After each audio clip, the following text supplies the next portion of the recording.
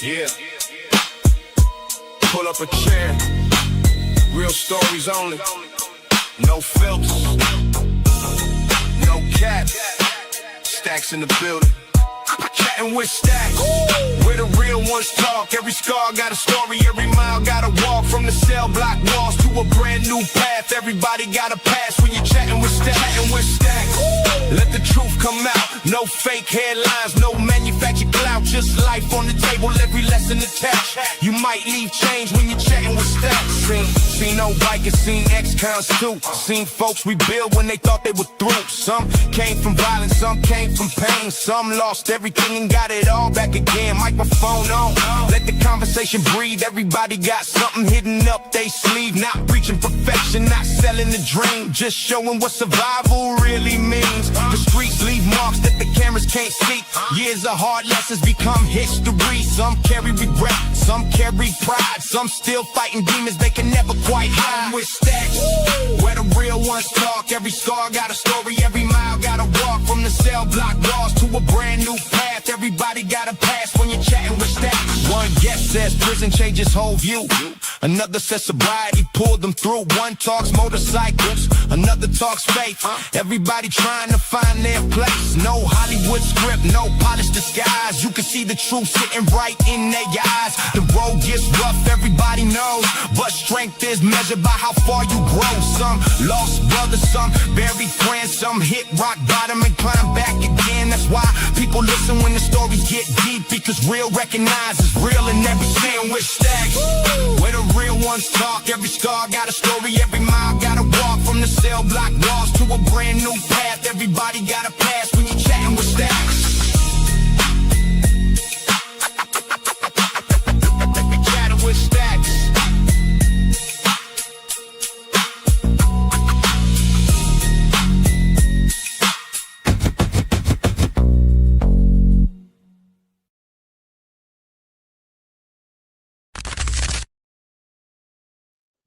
Welcome to this episode of Chatting with Staxx. I'm your host, Bill Staxx, and today we're going to be talking about the Ugly Man Cossacks who was convicted, sentenced to life in prison. We got a lot of other things to talk about. Today I'm trying out a new audio board. Let me know if it sounds good. Rah, what's going on, man? How are you? Mark, what's good? CMC's in the building. Thank you guys for joining me. If you get into the lifestyle expecting nothing bad to happen, you're sadly mistaken. Shit happens all the time, and it takes a split second to react and make a good call or a bad one. Either way, you live with them. We support our brothers and his family. Thank you, Staxx, for giving me this platform to voice my feelings and opinions. No doubt, man. That's what it's for, right? Before we get started, make sure you hit the like button, subscribe, hit the notification bell so you can get my videos every time they drop. Tell a friend to tell a friend. Tell your mother's brother, sister's friend about Chatting with Staxx, the dopest motorcycle content on YouTube. I appreciate all you guys taking the time to watch the show. If you want to donate to the show, you can hit up the Cash App, Chatting with Staxx, or you can hit up Venmo, PayPal, Super Sticker, Super Chats, Zelle, all that good stuff. Every dollar goes right back into the show so I can bring you the dopest content possible. I appreciate all you guys. If you want to tell your story on Chatting with Staxx, just email me at billstax2021@gmail.com. Or if you have a product or a business you want to promote, let me know. We can work. So we got a lot of things to talk about today. We're going to talk about Satan's throttle and the whole situation with the bike getting keyed. I got more information about that. Satan's Throttle has come out and made a statement about the situation. And I got another video to show you. Insane Wheels is in the building. What's going on, man? Thank you for joining me today. Psycho, how you doing? Hey, Staxx, what's up? You getting Hatchet on for a update? I'm trying. I did hit him up. And I said, do you want to come on? So we'll see if he comes on. I'll send him the link. Hatchet knows a lot of information about all of this. that has happened, right? Let me send Hatchet the link and see if he is interested in coming on.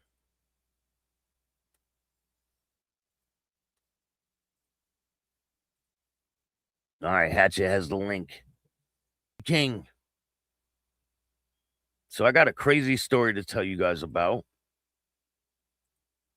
This involves 16 Ohio inmates are in the hospital after they were struck by lightning in prison. Can you imagine? You're in prison, you get struck by lightning? Lorain County, Ohio. More than a dozen inmates were hit by lightning at a prison in Ohio Tuesday night. Why were they out on Tuesday night?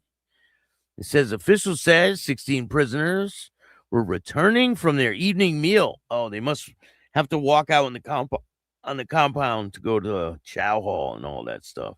Doug, what's going on? Thank you for joining me. So more than a dozen inmates were hit by lightning. 16 prisoners were returning from their evening meal when they were struck by lightning. Hatchet only knows one side, Staxx.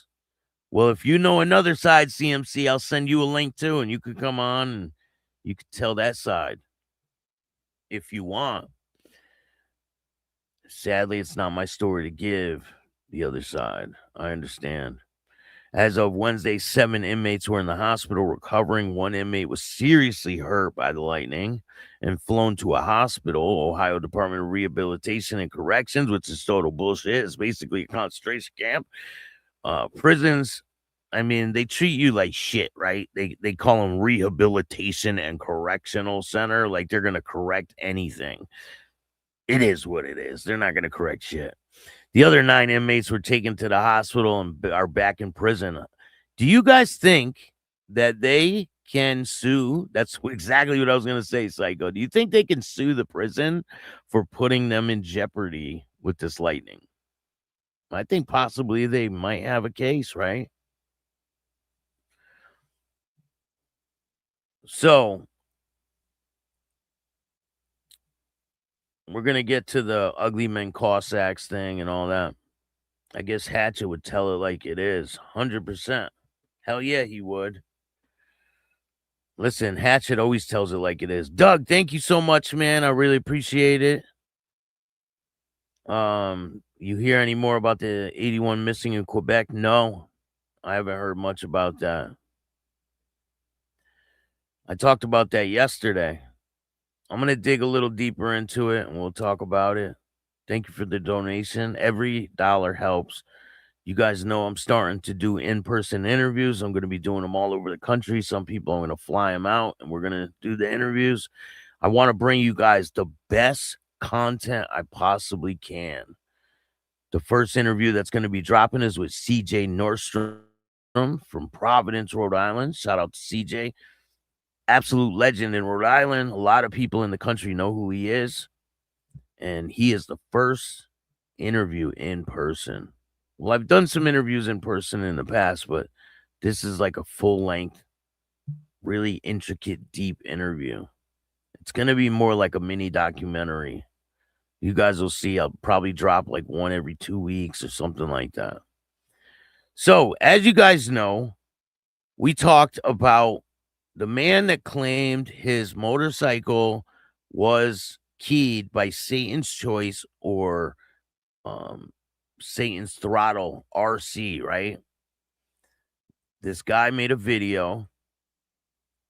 I'll play the video for you guys. Well, man, be careful when you're flying around. I don't fly, bro.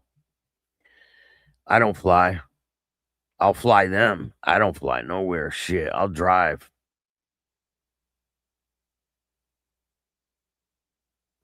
I ain't flying nowhere.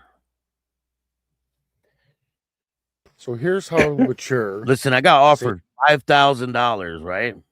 Dude offered me $5,000 just to get on a plane. I told him, nope, not doing it. No amount of money can get me on a plane. I've been on a plane in the past. I just don't want to.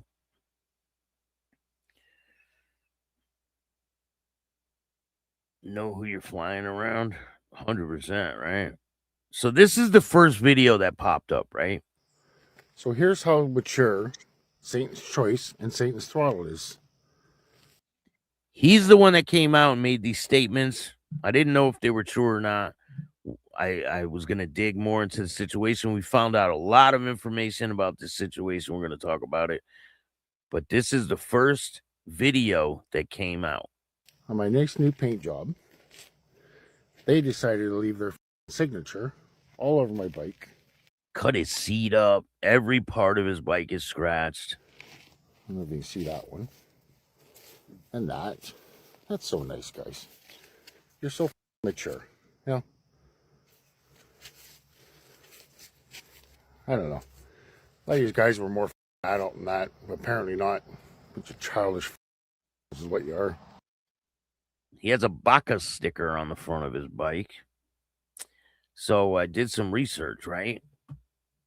And there's another video that comes out. That is a real fucked up thing. You don't key a man's bike. You don't fuck with a man's bike, period, right? That's probably one of the most grimy things that you can do is fuck with someone's bike. So now another video gets posted. So here is the other video. So, after all the bullshit that happened to my bike last night, or early this morning, I should say, because I was up at 4, and this happened about 3 to 3:10 a.m. All my phone calls to my buddies that I have up here, and their phone calls to their buddies, and everything else. And the camera footage I got today shows who did this. And her name is Cindy Payne. And where Cindy Payne tie under this? Because she knows the one member up here, which was given some money to her from a member down south to do all this shit. Jason, what's up, man? So isn't that nice, eh? So Cindy Payne is in company of a couple friends of mine right now. So let's have to wait for some updates. But yeah. So I knew they had something to do with it. And she already said that she got $500 to do this. Well, it's probably going to cost me between $3,000 to $5,000 to get it all painted. And again. So, let's see. This guy's making shit up about his bike. That's ballsy because they get you vetted up here at Great White North. So it's crazy, right? So he came out with that first video. He said that he knew who it was and all this. And then the second video, he comes out. In that video, he said, this woman's in a company of some friends, right? What does that mean? What, he snatched her up or something? He says he got her on video. So it turns out it was a woman that did it, right? Said he has her on video doing this shit. So I reached out to him to see if he would come on and talk about it, right? Maybe get the footage. So, after all the bullshit that happened to my bike last night, or early this morning, I should say, because I was up at 4, and this happened about 3 to 3:10 a.m. All my phone calls to my buddies that I have up here, and their phone calls to their buddies, and everything else. And the camera footage I got today shows who did this. And her name is Cindy Payne. And where Cindy Payne tie under this? Because she knows the one member up here, which was given some money to her from a member down south to do all this shit. So isn't that nice, eh? So Cindy Payne is in company of a couple friends of mine right now. What does that mean? So let's have to wait for some updates. But yeah. So I knew they had something to do with it. And she already said that she got $500 to do this. No, listen, Well, he's probably saying gonna that cost the more. club did it, right? He's saying that the club did it, but a woman did it on behalf of the club, is what he said, right? So I get a message yesterday.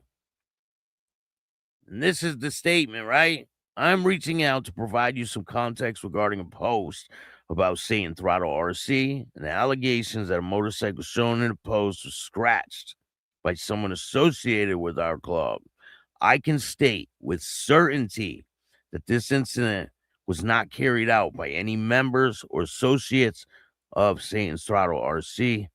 After looking into the situation, we believe the post originated from a former member who's no longer associated with the club. There appear to be an ongoing personal dispute involving this individual and several former partners, as well as an issue involving other clubs and individuals. We are not,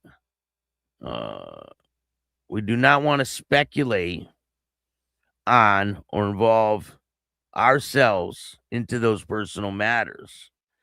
But we feel it's important to make it clear that the allegations against our club are not accurate. The individual in question currently lives 7 hours from the closest Satan Throttles member, making the allegations even more inconsistent with the circumstances that are being presented. Satan's Throttle RC is a riding club made up of people who share a passion for motorcycle riding, spending time together. We do not condone vandalism, harassment, or any other activity of this nature. We have no involvement with this incident described in the post. We simply wanted to make sure that we had our side of the story and understand the actions being attributed to Satan's Throttle RC. These were not carried out by any of our members or associates. Respectfully, Satan's Throttle. So they're saying that he is, I guess he must have been a part of their club, right? Because I looked on the page where this is from, and there's a video of an old club patching over to Satan's Throttle. And it's I believe the Mad Dogs or the Wild Dogs. So the Wild Dogs, which is a Canadian club, I guess patched over to Satan's Throttle RC, right? And this is them burning their patch. Show our patches. Show our patches. There you go.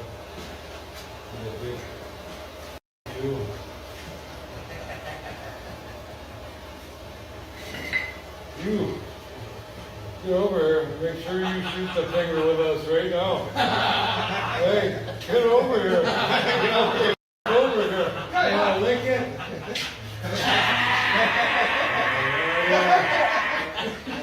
Fuck you, Bo. Yes, sir. Yes, sir. Up in flames. Hang on, baby. Hang on. Damn, that smells like a maxi pad.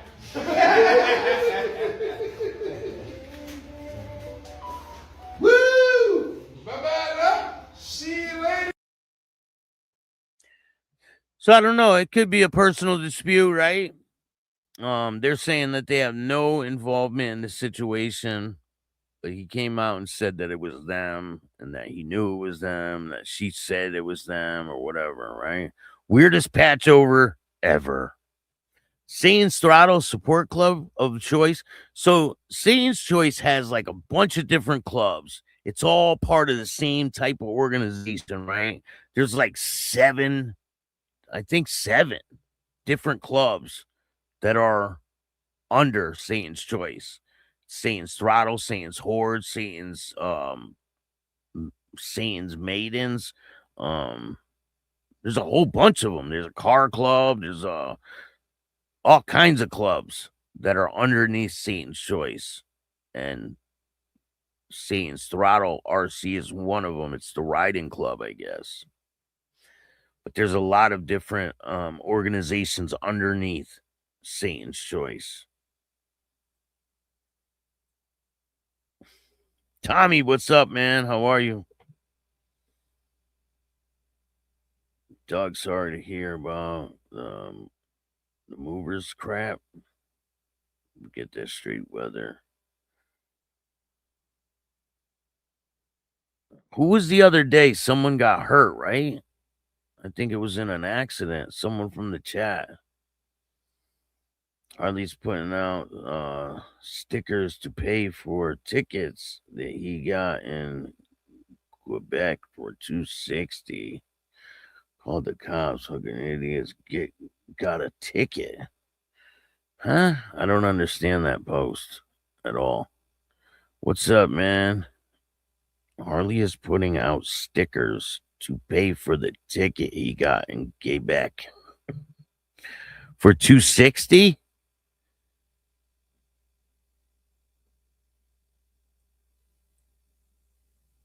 Oh, he got a ticket for $260 for that burnout shit? Is that what he got? Jason, what's good, man? Thank you guys all for joining me today.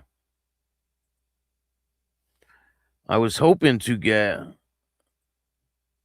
Hatchet on to talk about this whole Cossacks situation, because obviously he was a pretty instrumental part in rebuilding this club when it not when it first started, but a little after it originated.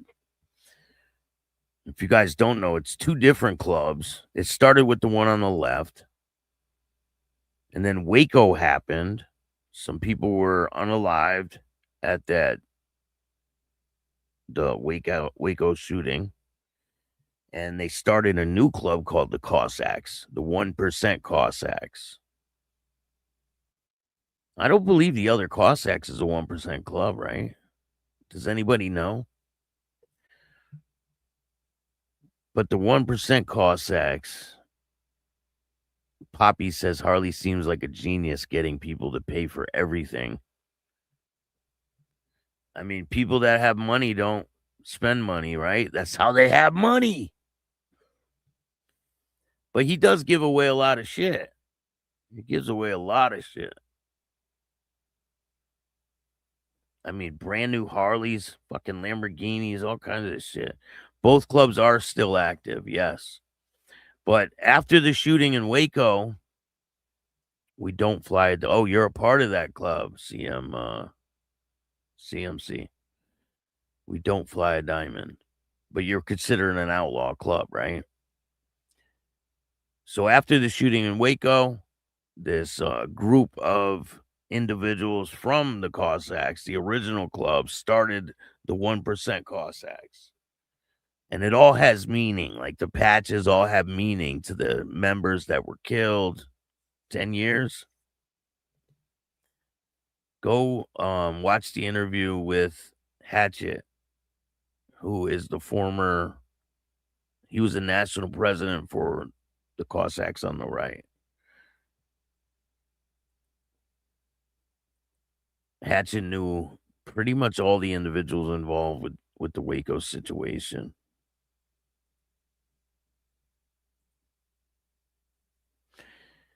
Yes, I know the whole story.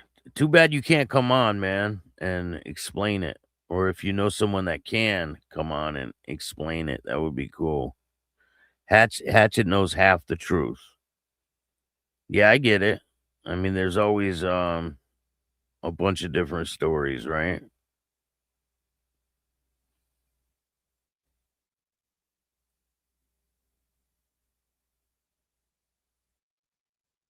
Let me see if I still have this shit.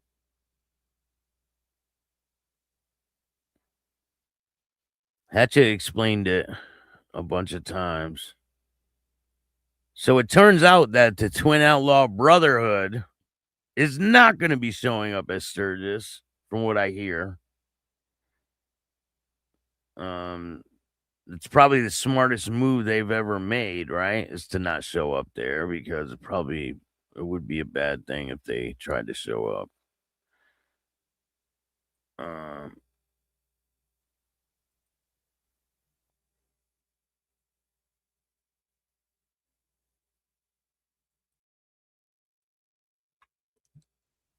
All right, let's see here. Motorcyclist killed in a crash with a pickup truck in Raham. Upon arrival, police located damaged 1999 Suzuki TL 1000 motorcycle and debris scattered throughout the intersection. Big O left us with the Waco guys because he thought we weren't supporting the death of his sons in chains. Hey, Lindsay, tell your mother's brother, sister's friend. Thank you for joining me today. Appreciate you. Go check out Patreon. He was our original essay at the time of Twin Peaks. Yeah, I hear someone's grandson came out and started telling a story about, and I know the police instigated this situation quite a bit. I know that. So a 31-year-old Massachusetts man on a motorcycle was killed as a result of a crash with a pickup truck, Bristol County District Attorney's Office said in a press release shortly after 8 p.m. Tuesday. Raham police, EMS, were dispatched to the intersection of Route 138 and Elm Street, responding to reports of a crash with an individual on a motorcycle and a pickup truck. Upon arrival, they located a damaged 1999 Suzuki TL 1000 motorcycle, debris scattered throughout the intersection. The motorcycle operator, Jason Marshall, Taunton, was found on the ground with significant injuries. Marshall was transported to a local hospital where he was pronounced dead, DA officials said. Police also located 2015 Chevy Silverado in the intersection with heavy damage to the right driver's side. The driver, 57-year-old man, remained at the scene and spoke with police. The investigation remains ongoing, is being conducted by the state police detectives alongside Raham police. So I'll bring you guys more information as it becomes available. I believe that's right outside of Boston. So it turns out that finally, right, after all this time, Carmine Gotti Agnello did turn himself in to prison. So he's in prison serving his 19-month sentence for stealing over $1 million to invest in cryptocurrency. Fucking crazy. I mean, these people, the level of entitlement, right, from these people is insane. They thought they could just play with the court and keep playing with them. Oh no, I need more time. They're like, no, you give your mom your kidney now or you go to prison. And he's like, no, let me just get a couple more months. Let me just get this and this. And they were like, nah, we're not fucking with you no more. Yeah, right. I'll do 29 for a cool $1 million in cash. 29 years or 29 months? Shit, you know how much can happen in 29 years? Your whole family could be gone, and you get out and there's nobody left. I don't know, man. I would do maybe a couple of years for, I mean, you could make $1 million on the street, right? Different ways if you work hard enough and you have the right business sense, and a lot of different things can happen. I'd rather have my freedom than get money for getting to be locked up. If you guys don't know, I was auditioned to be on what's that shit where they put you in jail for 4 months? What's that shit called? That show where you go to jail for 4 months or 3 months, 90 days in. That's what it is, or 60 days in. I was going to be on 60 days in. I got auditioned and all that shit, and I got accepted, and I was like, I really thought about it, and I'm like, nah, that's not what I wanted to be known for. You know what I'm saying?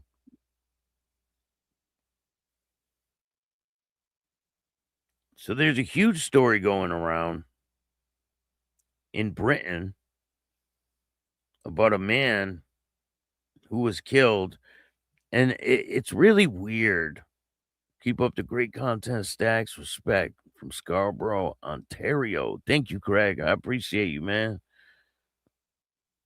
Definitely. So there's a lot going on. Hold on, we'll talk about this case first.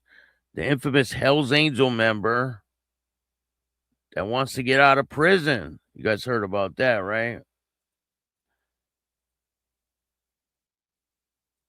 Let's see if I get this picture for you guys. Give me 1 second. What's his name? Must be he must be working or something.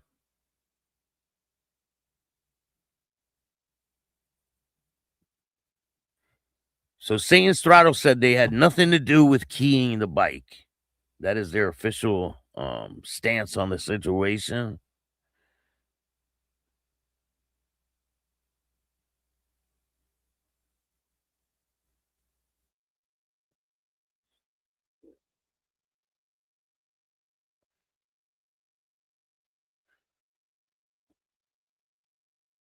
I'm talking to Hatchet right now.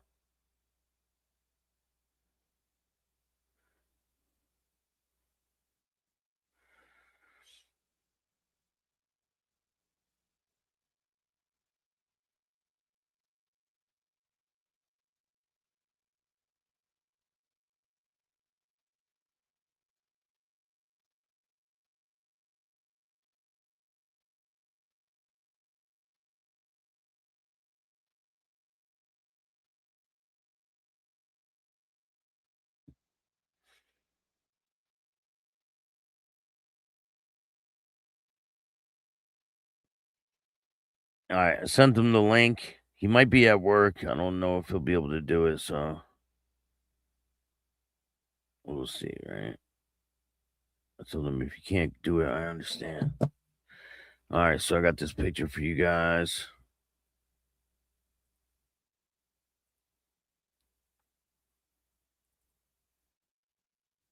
So this is allegedly, an infamous member of the Hells Angels. It says notorious Hells Angel Marvin Casper Omet asked to be released again. A man once considered to be the most influential Hells Angel member in Quebec appeared before the parole board in Canada Wednesday and asked to be released again while he serves a lengthy prison sentence. Marvin Casper Omet, 57 years old, admitted to the board that he's still a member of the world's most notorious outlaw motorcycle gang, despite having been incarcerated for most of the past 16 years. He claims he is still in the gangs for cycling out of the need belonging to a group. At the start of the hearing, his parole officer told the board that Omet's sentence is considered a notorious case for correctional services in Canada. She also said the CSC feels Omet should not be released. Do you admit that the Hells Angels group are a group of criminals? According to authorities, constitute a threat to society? The board member asked the biker gang member earlier on in the meeting. What I would say to this is the Hells Angels are individuals who are in part are criminals. The Hells Angels are not recognized as a criminalized group in Canada. They are individuals, including me, who's part of it. Wait, what? So he said, Staxx talking to Hefe. He wants to know you can put a link in the chat to join Hatchet. Yeah, if he comes on, I will.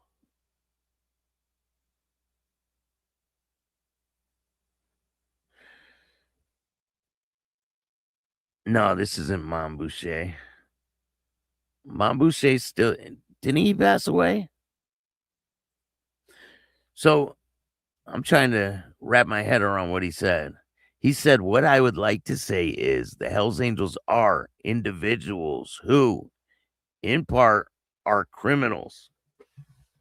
What? Why would he say that? The Hells Angels are not recognized as a criminal organization in Canada. Why would he say that? It's not illegal to be a member of the Hells Angels, he said. The police would say yes, but me, it is not a criminalized group, he said. Christopher, what's up, man? Thank you for joining me. Shout out to San Antonio, enjoying your show. Thank you, man. I appreciate you. Matt also said he has little or nothing to do with the Hells Angels while behind bars or during a brief period. He was released, subject to conditions to have no contact with biker gang members. He said, I read the newspaper, I watch TV, and I'm not involved in all these recent stories.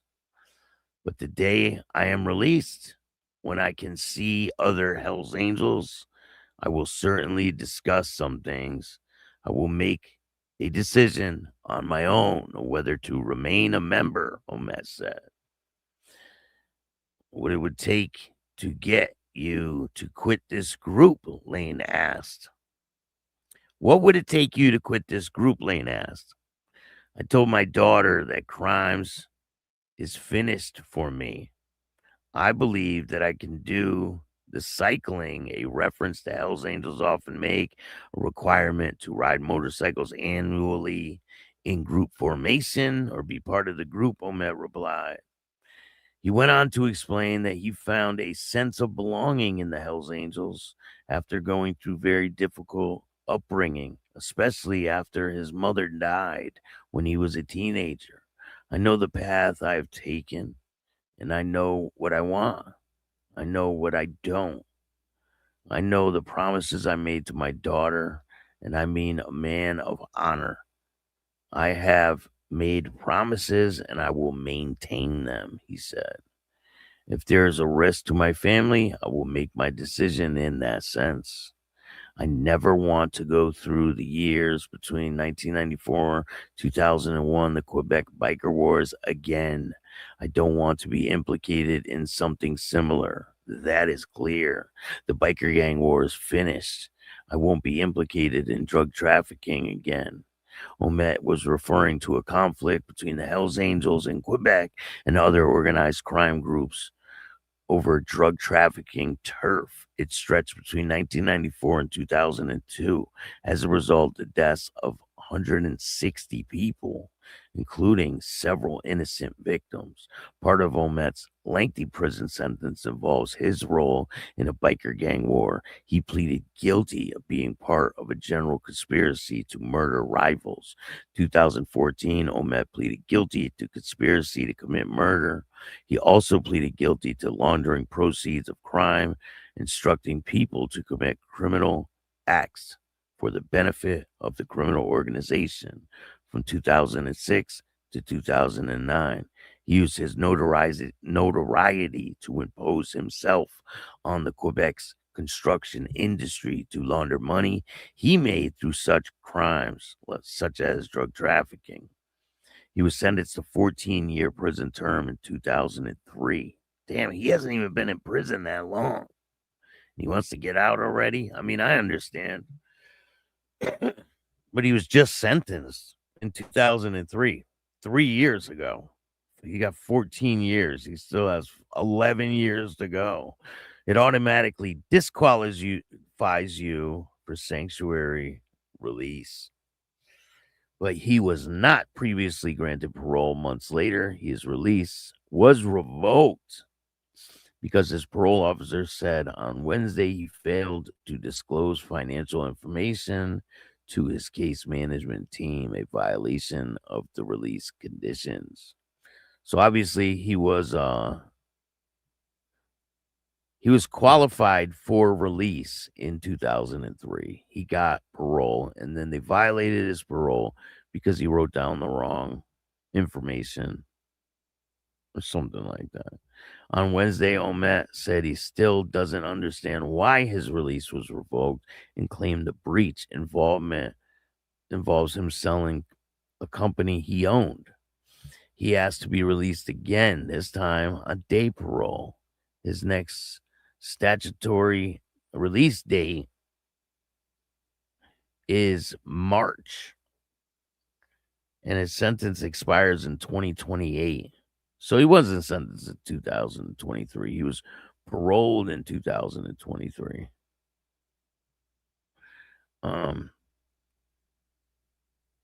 So he got 2 more years left, and he'll be done with his sentence.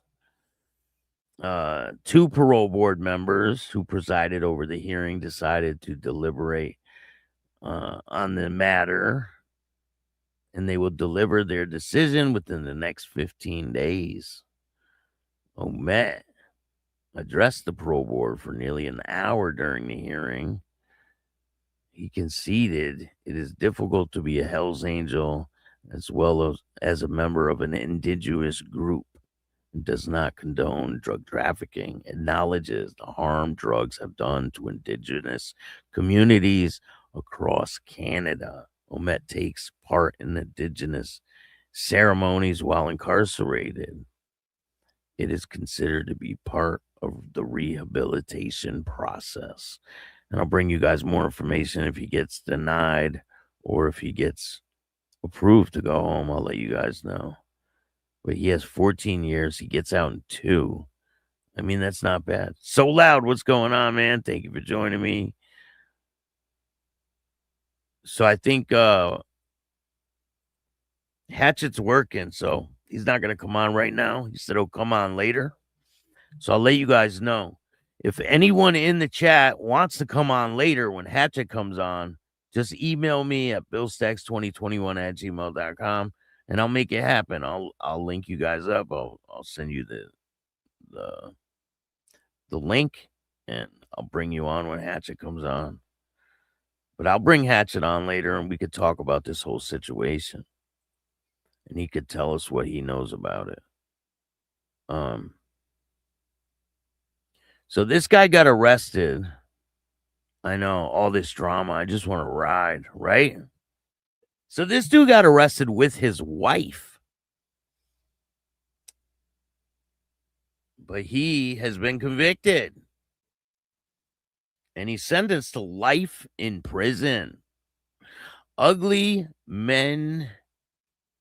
The ex-Ugly Men Cossacks secretary gets life in prison after jury convicts him of capital murder. Waco, Texas, former secretary for the Ugly Men Cossacks motorcycle group, was sentenced to life without parole Wednesday after he's convicted of luring a member of a rival biker group and his teenage son to their deaths. Jurors deliberated for about an hour before convicting Romi Frentescu. I can't fucking pronounce the last name. His name's Romi. 33 of capital murder and the shooting death of Michael Davis Morris, 38, a member of the rival Cossacks splinter-group, and his 18-year-old son, Braxton Johnson. I mean, that's terrible, right? This dude killed the father and son. Like, he took out a whole bloodline. That's insane. Because prosecutors did not seek the death penalty, Romi was sentenced to automatic life prison term without parole. He was convicted of capital murder for the killing more than one person during the same criminal episode. But I believe he can put in for a appeal, because when you go to trial, you have the option for an appeal. But if you plead guilty, there is no appeal. You can't appeal a guilty plea because you admit that you did it, right? Romi is a former Coca-Cola truck driver, testified for 2 hours Wednesday, insisting he acted in self-defense while in fear for his life after Morris pulled a knife on him and Johnson slugged him in the head during the October 2024 fight at the intersection of Mackey Ranch Road and Old Moody Road. Witnesses contradicted the man's version of events, telling jurors they did not see Morris with a knife and that Romi pulled a pistol and shot the father and the son before his wife picked him up and drove him home. Romi returned to the scene moments later and threatened a nurse who was driving by the area, stopped and performed CPR on Morris. Dorothy Sanders, a veteran affairs nurse, Temple, testified that she and her husband and 16-year-old autistic son were driving by shortly after Romi shot and killed Morris and Johnson. They thought they were witnessing the aftermath of a crash between a pickup truck and a motorcycle. She started doing CPR on Morris when Romi drove up in a red pickup truck, driven by his wife, and he heard the witness say, "That's the shooter. That's the guy who shot him."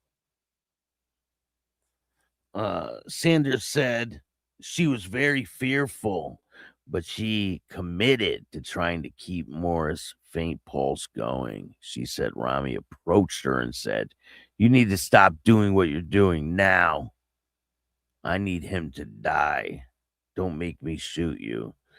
Come on, man. You convicted yourself. If you went up and said that to someone who's giving the victim CPR, come on, you convicted yourself. And then you want to cry at self-defense? That's crazy.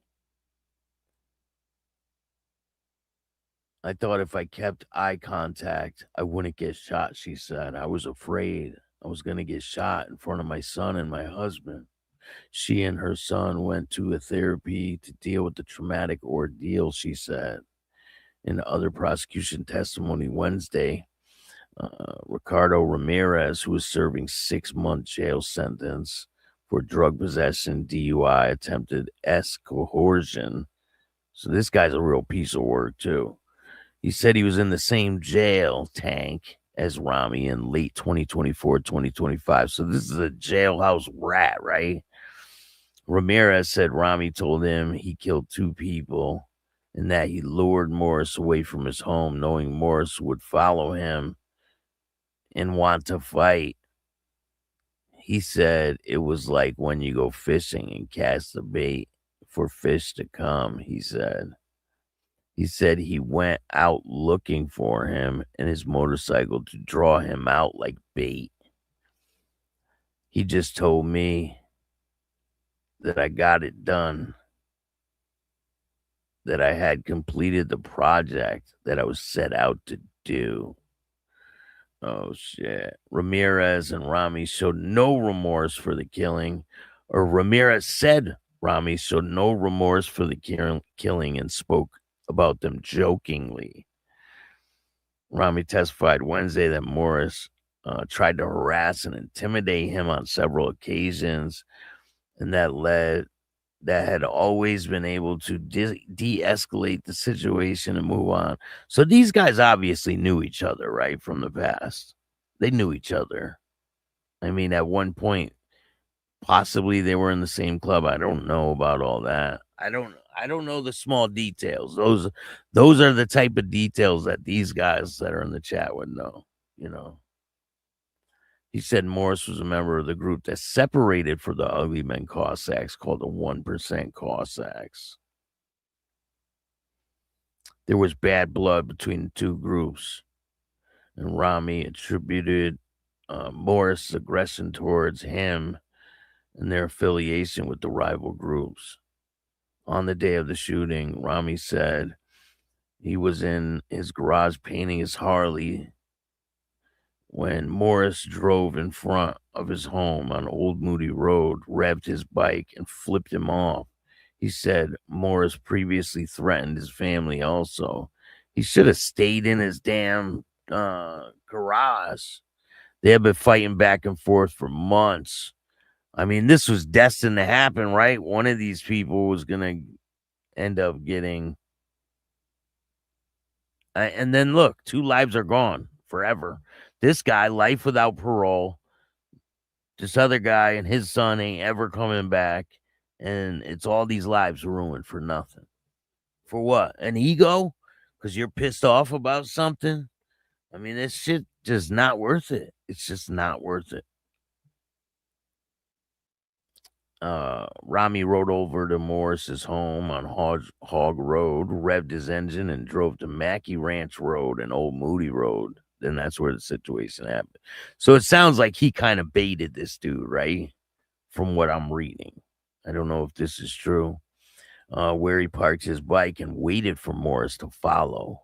Morris arrived, followed closely by Johnson and a friend of the family who drove to the intersection in Morris in a pickup truck. Romi said he only wanted to talk to Morris and tell him to quit harassing him, but the pair squared up, both ready for a fist fight, he said. He said that Morris was screaming at him, saying, "We're going to you're going to blanking jail today." He was going berserk and screaming at me, Romi said. All I wanted to do was find out what his problem was and ask him to leave me alone. He said Morris advanced towards him and kicked him twice. Morris swung, striking him in the arm and the collarbone before pulling out a switchblade knife, he said. It went from one-on-one fist fight to now a deadly encounter, Romi said. He said he tried to back away from Morris and hoped to use the white truck as a barrier between him and Morris, he said. Brian Pugh, the Morris family friend, testified Tuesday he did not see Morris pull out a knife on Romi. He said Romi merely pulled a Glock 9mm pistol and shot Morris and Johnson. Romi said he was near the truck. Johnson sucker punched him in the side of the head, knocking him to his knees, and said he tried to retreat, but the blow to his head weakened his legs. While seated on the pavement, Romi said he fired the first at Johnson because he saw him advancing towards him first. Pugh testified that Romi was standing while firing the 4 shots. I mean, so that's a crazy contradiction of the whole accounts, right? So he said he was standing while firing 4 to 5 shots, and he was not on the ground. Johnson, who suffered a gunshot wound through the heart, took off running before falling. Romi then shot Morris, hitting him in the left side of his chest and the left side of his back. During cross-examination from the prosecutor, Christy Horse, who tried the case, assistant attorney Rebecca Lawson, Romi said he never called the police after. In many instances, he claimed that Morris had harassed him. So he never called the police any of the time. Romi was a trained fighter. He did not pull a weapon until they jumped in and pulled the weapon of their own. It's crazy. Why would you do that to a person saving a life? Just take your medicine, son. Listen, he's going to be sitting in prison for the rest of his life. No parole. He has no chance of getting out. Texas is a rough deal, too. I've interviewed people that are in Texas prison. No joke.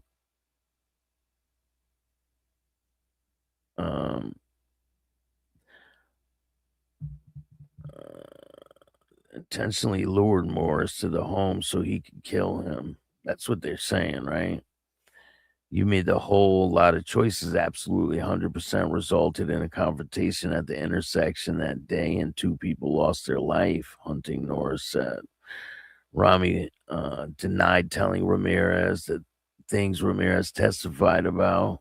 He also said he did not remember talking to Sanders at the scene.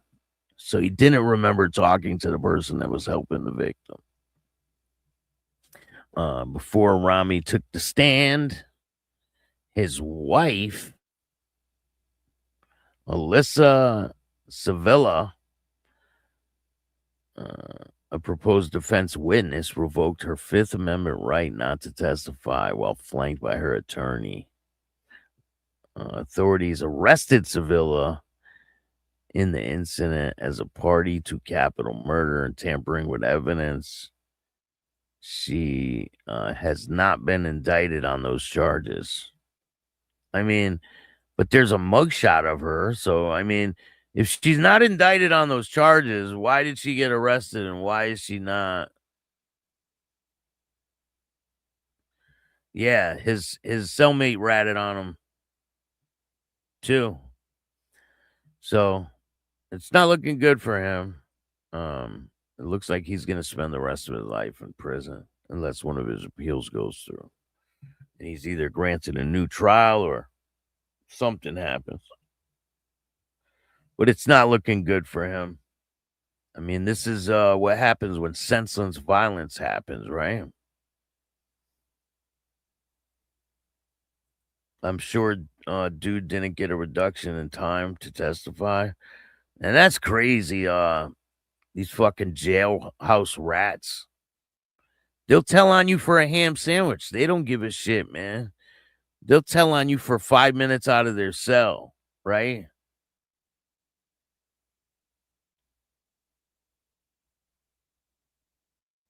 Running at a gun is crazy. What a mess. It's senseless, man. All of it is senseless. I spent 2 years in county waiting for court. That's the worst, sitting in county jail.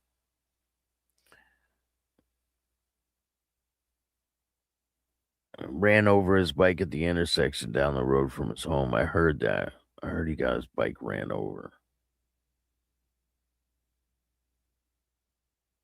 No more riding for him. So obviously he's not in the club no more, right? Let me ask you this, man. If someone gets a life sentence, are they still a part of the motorcycle club or are they automatically done? Like, if you know they're in prison, they're not coming out, does that disqualify them from continuing to be a member of the club? Too many rats. I mean, it's insane these days, right? People will rat on you for a ham sandwich. They don't give a fuck. You just got to be aware of what you're doing, man. It only takes one to cost your life. These days, life ain't worth shit to people, right? So you just got to think before you do things. How much is your life really worth? Is it worth the bullshit? Even when I drive now, I try not to get too mad if someone cuts me off and all that, because shit can happen so fast. They're a life member. Shit can happen so fast.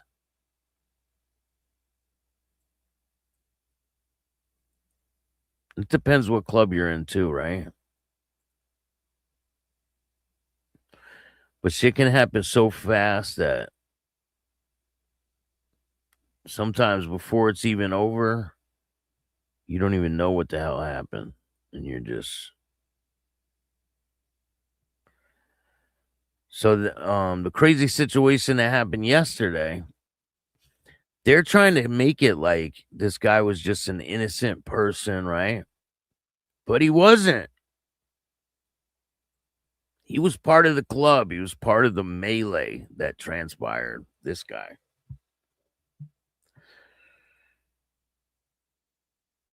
It says, grieving family pays tribute to devoted dad, 56 years old, killed in street brawl sparked by deadly turf war rival biker gangs.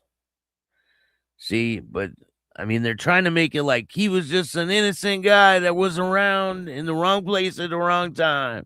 A man was killed in a street brawl between two rival biker gangs. Was much loved husband and devoted dad, his family said. Anthony Jones, 56, known as Tony, died after being found face down in an alleyway following a fight near Ponypool in South Wales on August 6. Police have launched a murder investigation after altercation between rival motorcycle gangs, the Vikings and the Hells Angels. They don't know what triggered the turf war. 2 other people were rushed to the hospital following the carnage, which took place next to a village social club, a building frequented by Vikings members.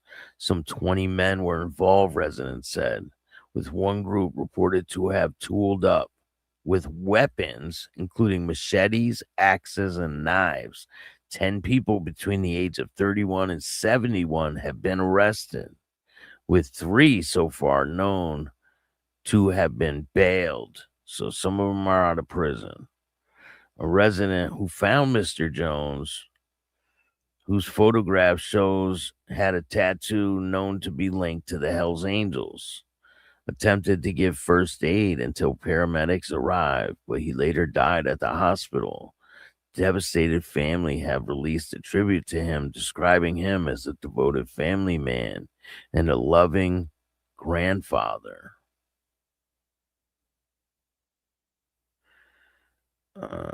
They said Anthony was first and foremost much loved husband and devoted dad. To us, he wasn't a name in the news story. He was our Anthony. And the hole that is left in our family is impossible to put into words. He was incredibly hardworking and always made sure our family was provided for. Sarah and the children were the center of his world and absolutely doted on them. He was immensely proud of his children and loved them beyond measure. Anthony was also a much-loved grandfather, affectionately known to his grandchildren as Grumpy.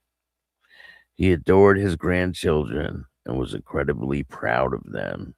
Being their Grumpy was another very special part of the family life he loved so much. Anthony was always up to laugh and loved nothing more than spending time with his family. We have so many happy memories of the days together, but some of our most treasured memories are simplest ones. At home, playing music, laughing, dancing together during one of our many kitchen discos. Our lives have changed forever. Sarah lost her husband. The children have lost their dad. And they are trying to comprehend the future they have never imagined having to face. They're asking for privacy and said he will be missed more than words can ever express. Police said they believe the violent disorder was a result of a rivalry between motorcycle clubs, the Hells Angels and the Vikings. A Facebook account believed to belong to Mr. Jones shared posts reflect in referencing Hells Angels and its nickname 81. One post features the phrase support 81 Nomads Wales, while a second was simply picture an equation, the answer in which is 81, a known nickname for the Hells Angels. And he had a picture of a tattoo with the initials AFFA.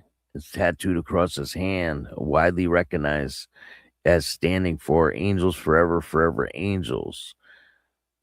Police were called to Ponytail following reports of a brawl which took place opposite a children's playground around 7:15 p.m. last Thursday. Machetes, axes, knives, and hammers were all said to have been seen, with at least one man reported to have taped a machete to his hands to ensure he did not lose his grip. Holy shit, that's pretty crazy. Mr. Jones, who lived about 30 miles away in Brenken, was found on the ground with a gaping head wound and was given CPR at the scene.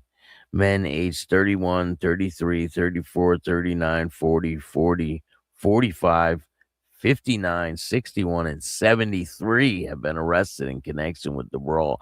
Can you imagine a 73-year-old man in the middle of the street with a baseball bat coming at you? I mean, these older guys, 61, 59, 73, like, these guys just couldn't let it go, huh? I mean, the violence is senseless. For it to even occur is just senseless. Officers said they would like to speak to another man, 40-year-old Anthony Paul Jones, and have released images to the public. They said they're trying to trace a blue Ford Transit. They must have fucking misspelled that. They're trying to trace a blue transit van they believe to have been involved with the disorder. The Vikings and the Hells Angels are not the only clubs to have presence in South Wales. There are others, including the Celtic Wolves, the Valley Commandos. I believe the Outlaws are out there too in Wales, right? Detective Superintendent Laura Bailey, or Barley, senior investigating officer, said, "Firstly, our thoughts remain with the family of the victim, who continue to support specialty trained officers. Our investigation is processing at a pace and multiple arrests have been made. Detectives are working to establish the full circumstances surrounding Thursday's incident, including the actions, movements of those individuals before, during, and after the disorder. At this stage of our inquiries, we believe the violent disorder involves members of two rival outlaw motorcycle clubs, the Vikings and the Hells Angels. Establishing the extent of the involvement of those connected to the incident remain a key focus to the investigation. We understand the incident will cause significant concern within our community. We can confirm the hospital road is now reopened following the prior closure. I would like to reassure the public that our officers and staff are working around the clock to process the investigation, identify everyone involved, and bring those responsible before the court.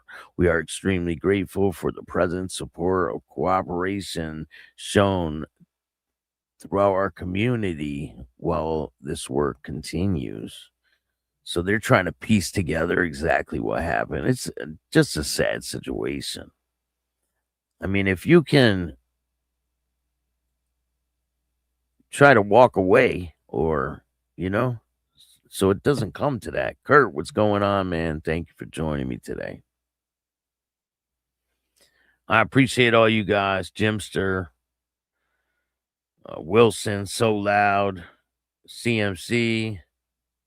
Thank you guys all for joining me. Christopher. Hope you guys have a great day. If you like this show, hit the like button, subscribe, hit the notification bell so you can get my videos every time they drop. I got a dope video coming up for you guys. And, a lot of people are out there that claim they are related to Sonny Barger, right? A lot of people do. They say, "I'm Sonny Barger's son, I'm this, I'm that." Well, I got someone who claims that she's Sonny Barger's daughter, and I interviewed her, and I'm going to be bringing you that interview soon. It's pretty entertaining, so stay tuned for that. I got a lot of things that are going to be dropping very soon. If you want to see them first, join the membership, join Patreon, check out Spotify. I got memberships on both of them. There's a membership on YouTube, Spotify, Patreon is where you get the exclusive content I can't post on YouTube. But I appreciate all you guys. Thank you. Hope you have a great day. And remember, don't be a bitch. And all new at 5, a major organized crime bust. 23 people under arrest now accused of stealing guns and cash. Today, police revealed 4 organized crime groups are wreaking havoc. From aggravated robbery to kidnapping, burglary, and more. Take a look at this. New pictures from court documents in this case. These are a few of the people who have been charged. And investigators say the money, tens of thousands of dollars, is all stolen.